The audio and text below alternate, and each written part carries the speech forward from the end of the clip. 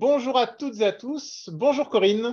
Bonjour, On est enchanté d'être avec vous aujourd'hui. Aujourd'hui, moi de même. c'est le voilà, samedi 3 décembre. C'est déjà la troisième case de notre calendrier de l'Avent, donc en format classique, en format XXL, en format XL ou en format la maison, la tour. Voilà, donc on a fait un long voyage. Hier, on était en Alsace, donc on a fait la grande diagonale. Boum! Ah oui, en effet. Voilà, c'était une rude journée pour arriver dans le Bordelais, donc dans un très beau domaine qui s'appelle le château Bel-Air-la-Royère. Et donc, c'est vous aujourd'hui qui nous recevez. Est-ce que, Corinne, vous pouvez nous en dire un petit peu plus déjà sur le domaine, puis après on parlera peut-être de l'appellation? Avec plaisir. Donc, il s'agit d'un domaine qui fait 12 hectares en production actuellement, qui est en agriculture biologique officiellement en Écossaire depuis 2019. Mais c'est une démarche que l'on a faite déjà depuis quelques années. C'est un achat de propriété, c'est une propriété que nous avons achetée il y a 30 ans. Moi, je suis originaire de la Charente, nous on fait plutôt du cognac. Et Oui. à un moment donné, on s'est dit que ça pouvait être bien de diversifier un petit peu et d'avoir un pied dans une autre appellation que le cognac. Et donc, c'est pour ça qu'on a acheté cette propriété à Blaye il y a 30 ans. Et maintenant, donc moi, ça va faire bientôt une douzaine d'années que je gère à proprement parler donc ce vignoble. Voilà.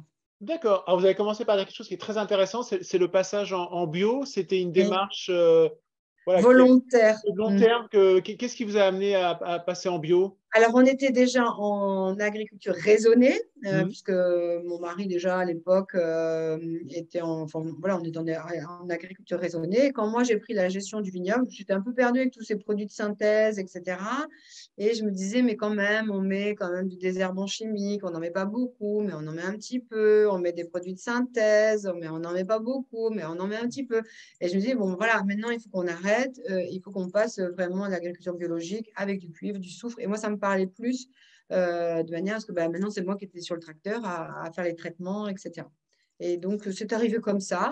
Et là, ce sont mes enfants. Mhm. J'ai la chance d'en avoir 4 qui sont grands et qui m'ont dit, mais maman, maintenant, il faut que tu signes Écossaire, il faut que tu fasses valoir que tu es en agriculture biologique. Et donc, ça s'est fait petit à petit. En 2016, on a signé. Et en 2019, nos premiers vins arrivent en agriculture biologique.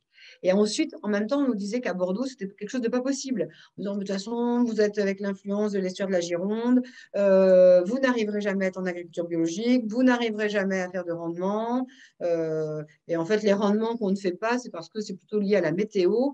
Comme cette année, il a fait très sec, donc on va faire un petit rendement, mais ce n'est pas à cause de la maladie. On a bien su gérer jusqu'à présent, depuis 2012, on arrive à gérer le mildiou et l'oïdium, qui sont nos maladies prédestinées à Blaye. Voilà, Ok. c'est la Bon, Gironde. c'est top. C'est quand même une très belle démarche, bravo. Merci. Alors, avant de commencer également à rentrer un peu plus dans le détail et à surtout déjà parler de l'appellation, dont je rappelle voilà, toutes les personnes qui nous suivent ce soir, si vous avez des questions, n'hésitez pas à directement les poser dans la chatbox et puis on y répondra au fur et à mesure de notre entretien avec Corinne. Donc voilà, toutes sortes de questions sur le domaine, sur l'appellation, sur le vin qu'on va goûter ensemble ou plein d'autres choses. On est là pour vous répondre. Du coup, je reviens justement sur l'appellation. Est-ce que vous pouvez nous en dire un petit peu plus sur cette appellation qui est connue et reconnue dans le Bordelais, Blaye et de même Bordeaux. bien au-delà? Alors, Blaye Côte de Bordeaux, donc nous sommes sur la rive droite de Bordeaux. Nous sommes la dernière appellation de Bordeaux. Donc, après, c'est la Charente, comme je l'ai expliqué, Mhm. on est limitrophe.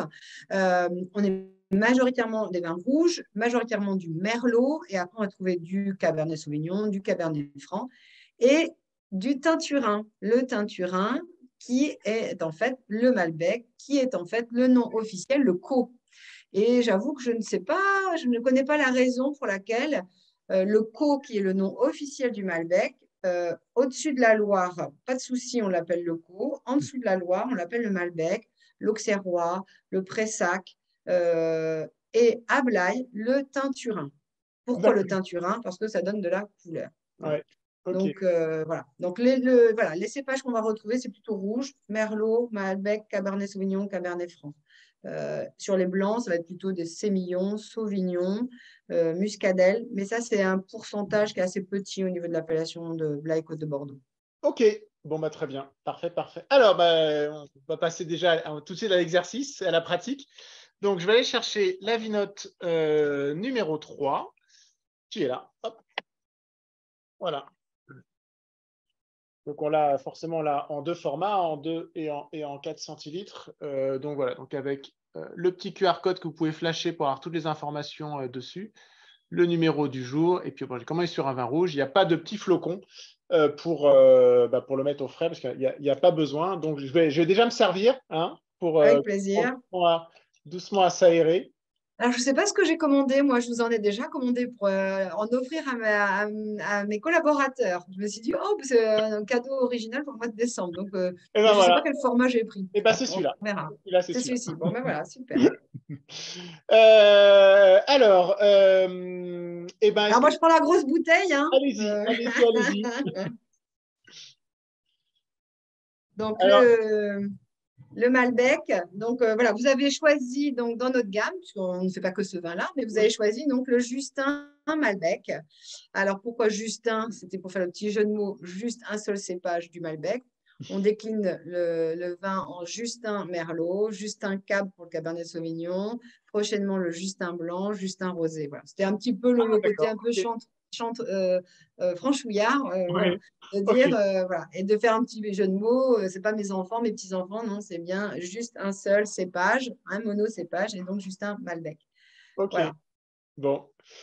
Parfait pour la petite histoire. Donc, disons déjà une belle couleur et Et on vraiment. comprend bien pourquoi il Ouais, s'appelle le teinturin, hein. exactement. Franchement, la couleur est très, très, très, très sombre, très violette.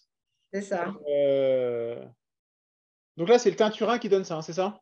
Tout à fait. Ce cépage Malbec, le Mm. co officiellement, donne des vins très colorés. La peau donne vraiment beaucoup de tanins. C'est des grosses Ok. baies malgré tout. Mm. Voilà. Et la feuille qui est derrière moi, c'est vraiment la feuille de Malbec qui a été faite par un artiste Blayet. Voilà. D'accord. En version XXL aussi. XXL, exactement.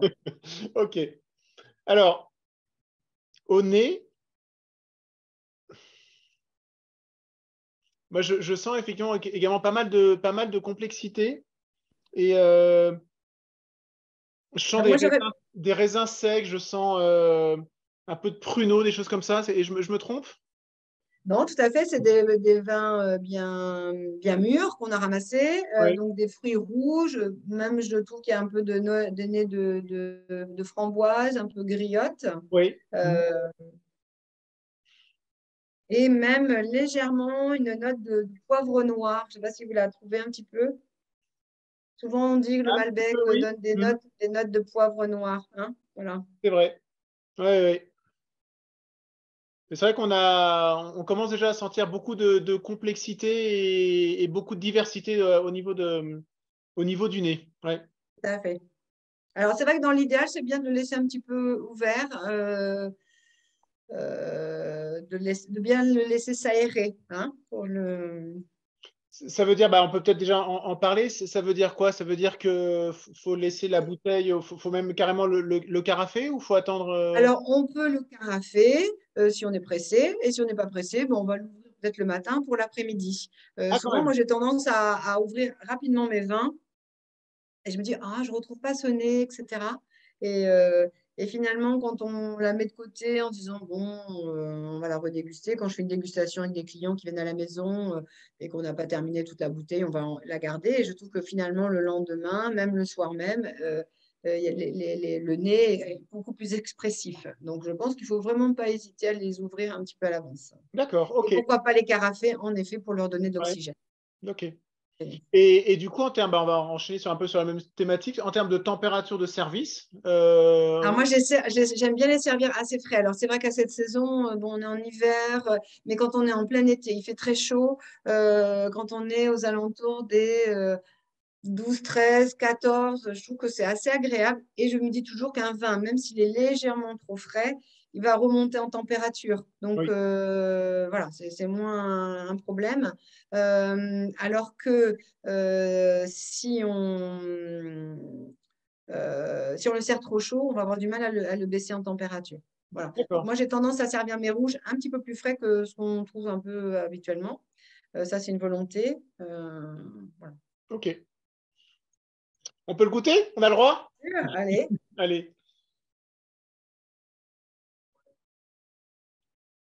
Hmm. Ah oui, moi, je reçois voilà, tout ce que vous avez décrit au nez, je le retrouve, les fruits mûrs, les fruits rouges, tout ça, c'est vrai que. Et même une petite pointe de poivre également, là, je la ressens même un peu plus qu'au nez. Oui, oui, Et vous, tant mieux. voilà. Et Non, puis vous, elle est quand même assez rond. Alors, c'est un millésime 2021. Hein, millésime 2021, je dirais que c'est beaucoup plus droit que le millésime 2020 qui est beaucoup plus solaire, que le millésime 2022 qui sera beaucoup plus solaire. Nous, on a eu un petit peu moins de soleil. Et c'est intéressant parce que ce sont des vignes qui ont une petite dizaine d'années, qui vont rentrer dans, là pour 2022, normalement, une grande partie du volume produit sur ces petites parcelles-là vont rentrer dans l'esprit de Bel-Air-la-Royère et ensuite dans le château Bel-Air-la-Royère. Mais donc, c'était une volonté pendant ces quelques années dans les jeunes vignes de les présenter. Ce sont des élevages uniquement en cuve. Il n'y a pas d'élevage en barrique. C'est vraiment pour trouver vraiment le fruit. Et 2021, voilà, ça fait des vins assez droits, euh, euh, mais qui m'ont amené de la saveur comme ça, du poivre. Voilà. donc là, on est 100% cuve, là. Oui, 100% cuve. D'accord. Donc, Et c'est un concrètement, élevage de 9 mois, hein, voilà, de comme un 9. bébé. C'est D'accord. mon premier bébé, mis en bouteille au mois d'avril-mai. Voilà, 9 mois après, hop, on le met en bouteille. Voilà. Génial, bravo. Et Merci. alors, peut-être pour ceux qui s'y connaissent un petit peu moins bien, le fait qu'on soit sur un élevage 100% en cuve, qu'est-ce que ça va changer pour le vin par rapport à un élevage en barrique?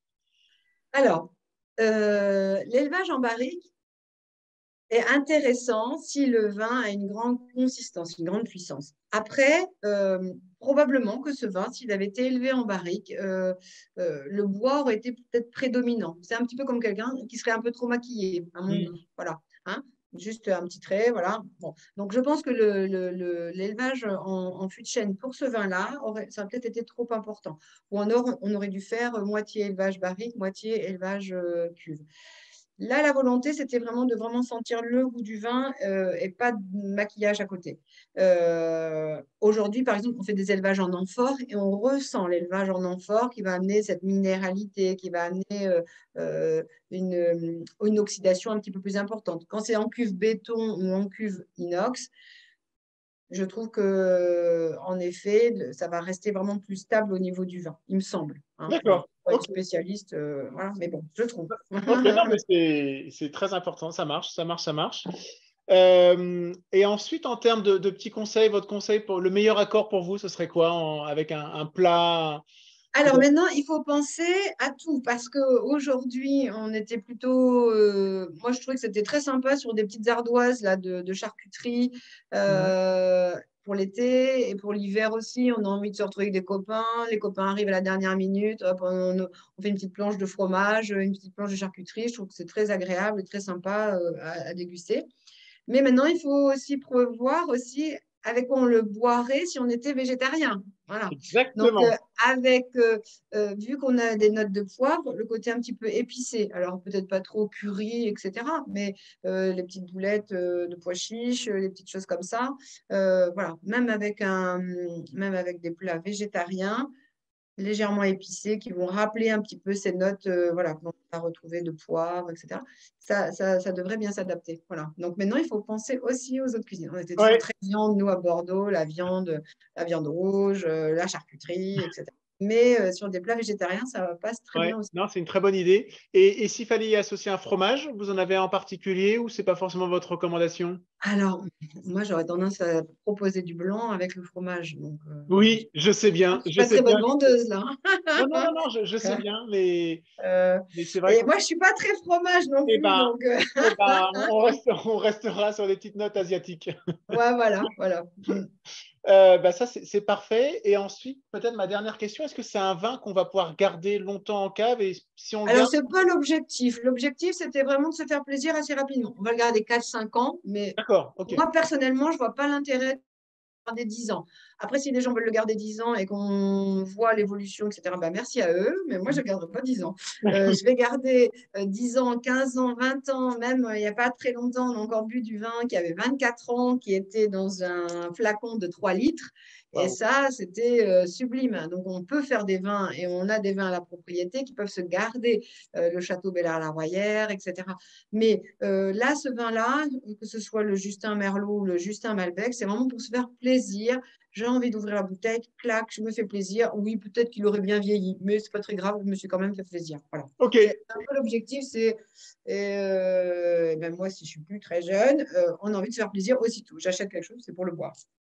Ben, vous avez bien Voilà. raison. Donc voilà, 4-5 ans, ça va, c'est parfait. Une très belle philosophie de vie, c'est parfait. Merci. Bah, écoutez, je pense qu'on a fait un très beau tour. On a appris plein de Merci. Bon, choses. en tout cas, moi, j'invite tout le monde à venir visiter l'appellation des Blaye Côtes de Bordeaux, parce qu'on a, on a une vue sur l'estuaire de la Gironde qui est magnifique, Mhm. des couchers de soleil splendides. Bon, aujourd'hui, il pleut, hein, mais bon, on l'attendait, cette pluie, donc Ouais. voilà. Mais en tout cas, voilà, on est une très belle région qui est vallonnée, d'où le nom côte. Les vignerons sont sympas. C'est encore des propriétés relativement familiales. Mhm. Vous pouvez être accueilli par les vignerons et donc c'est des jolies zones géographiques à visiter. Eh ben, l'invitation est notée. Parfait, Merci merci beaucoup. beaucoup. Bah voilà, donc nous, on va être encore là quelques minutes. Donc, si vous avez des questions, n'hésitez pas à les poser sur la chatbox et on se fera un plaisir avec toute l'équipe d'y répondre. En tout cas, Corinne, un énorme merci pour votre accueil. On a Ben, appris merci à vous, plein de, merci. Et puis plein ben, de bonne choses. continuation. Alors, et Ouais. la prochaine visite, c'est quelle région Et ben, viticole? demain, on fait la diagonale, on va à plein est et on va en Provence. Ah ben on Donc, voit que le gasoil coûte pas cher là. Vous ah, faites. bah, Bon, voilà, voilà. super. Ben, en Merci tout cas, merci. beaucoup. Passez de bonnes fêtes. Et puis moi, j'attends. Voilà, mais ça, tout le monde est content du colis reçu Ça marche. et on va se régaler. Super. Merci Corinne. Bonne journée. Merci, à Au revoir. bientôt. Au Au revoir. revoir. Chin chin.